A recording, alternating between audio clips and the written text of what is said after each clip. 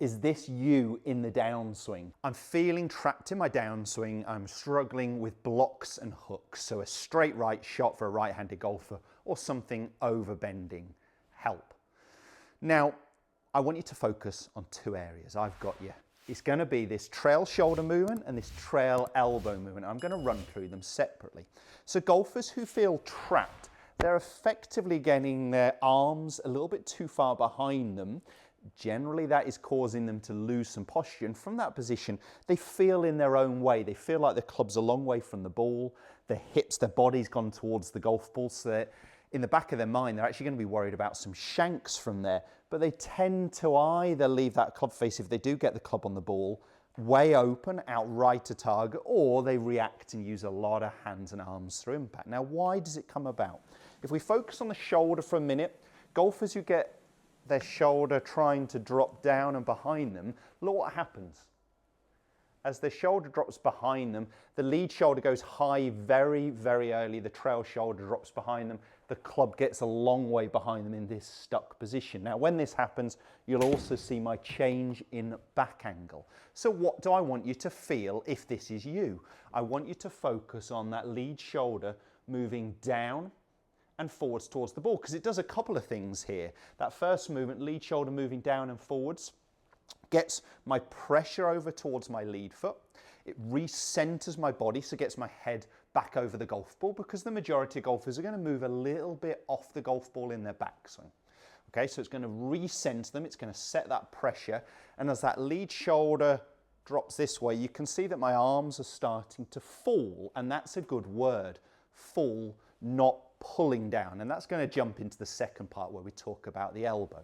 But let's get this lead shoulder moving down and forwards. Now my arms are more out in front of me rather than behind me. So rather than focusing on this trail shoulder movement, I want you to focus on the lead shoulder, the one that's closest to the target, moving a little bit more down and forwards.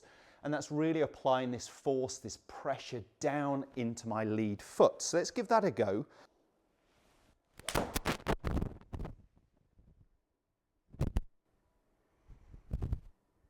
Hang on. Oh, I hit it well. I've actually just got a little bit too much club here. So that was my sense there of this type of movement. What would it look like, first of all, if I got the wrong move, just so you can see that visual for a second.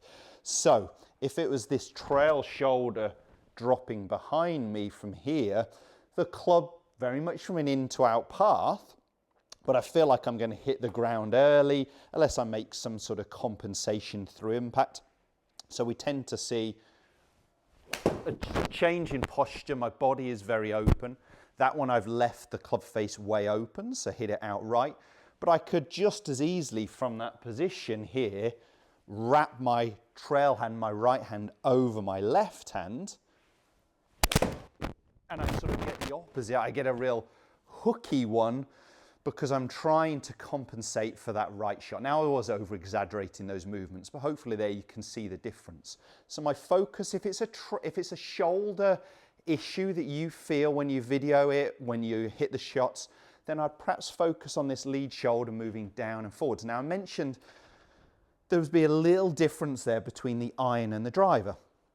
The start of the downswing would actually be the same. It's a lead shoulder moving down and forwards, but what we see with the driver, being a longer club, the ball more forwards, the ball up in the air, the instinct that we know we need to hit up on the golf ball is there's that same first move with good golfers, but now as their body starts to unwind, you can start to see them tilting away from the target. So they don't tilt here, they still push down these good drivers of the ball and get their lead shoulder almost moving again towards their lead foot. But now as they start to use the ground and push upwards, good drivers, it's not happening here, it's happening here. Okay, that's the difference. Now, I have given, and I still will give, lessons where I'm asking golfers to feel like they drop that club behind them. But that is normally because they're making this type of sensation. And I'm almost trying to get them to do the complete opposite as a sensation. They are very much over the top, so I'm almost trying to get them feeling the club dropping behind them. In reality, they're not going to get it that extreme. So there is a little difference, iron to driver. Iron, we're trying to hit the ball on the way down. So We want this movement and we're staying a little bit more over the golf ball, whereas with a driver we will tilt away. But as I said, that tilt isn't happening here, it's actually happening here in the golf swing, so nearer the delivery into impact. Now the second part I want you to focus on, if you are a player where you are feeling trapped, that initial question I got, then I want you to focus on the elbow position. And there is a real link here. If I get a good shoulder position, should my elbow be good? Well, absolutely. But everybody's going to react different to this. So what works for you may not work for your playing partner or whoever else has the same fault of you. So you may want a different focus point, right? So for me, golfers who struggle with the elbow, it's that they are trying to pull their arms down. Now you can see I've actually maintained my posture there, but I've sort of pulled my arms into my body. Generally what we see is a very high trail elbow position. If that trail arm got low from there, again, I've lost posture. It's because golfers are trying to pull down and they're getting into this very stuck position.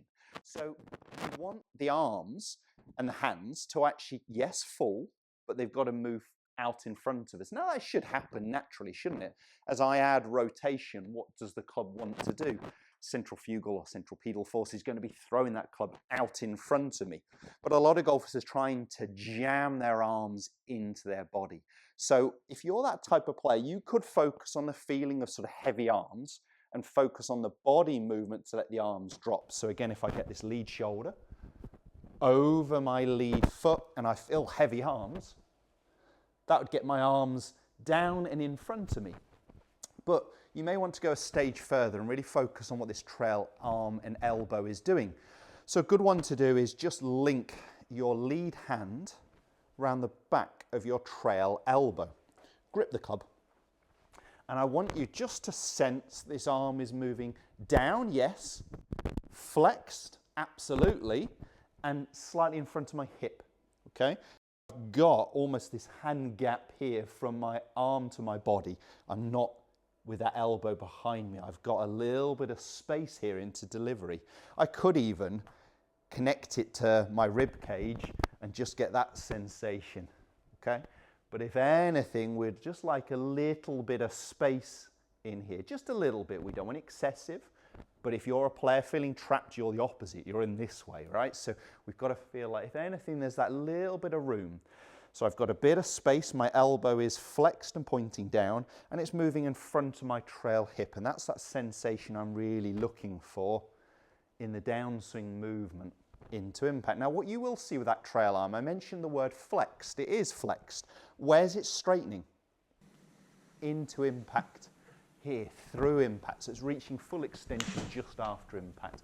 We don't want to reach full extension of that trail arm before the golf ball, we want it to be happening after. So you could just chip some away, this is going to go into that water, but sensing where that arm is on the way through and at what stage it is extending and straightening through the motion, but it's a good one to work on that trail arm, trail elbow movement. So the key part there is allow the arms to fall.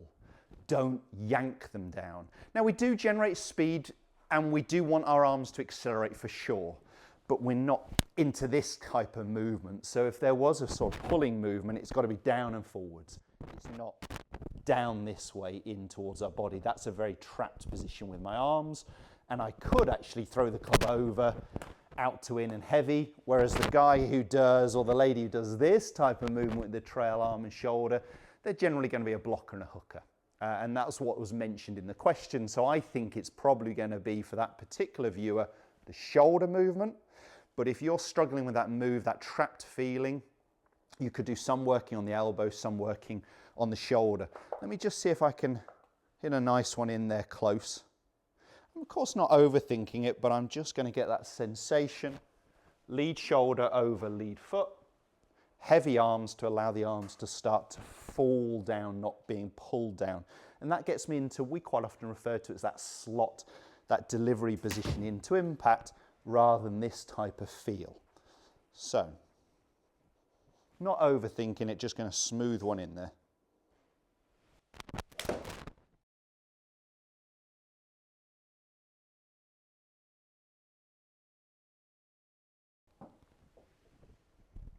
I might have hit it too good again. No, that one's fine.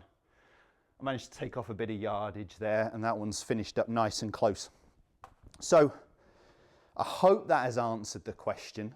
It's a great way for me to film content that's relevant for you. So do put some comments below about videos you'd like to see. Make sure you smash the thumbs up, give it a like, and subscribe to my channel if you haven't done already.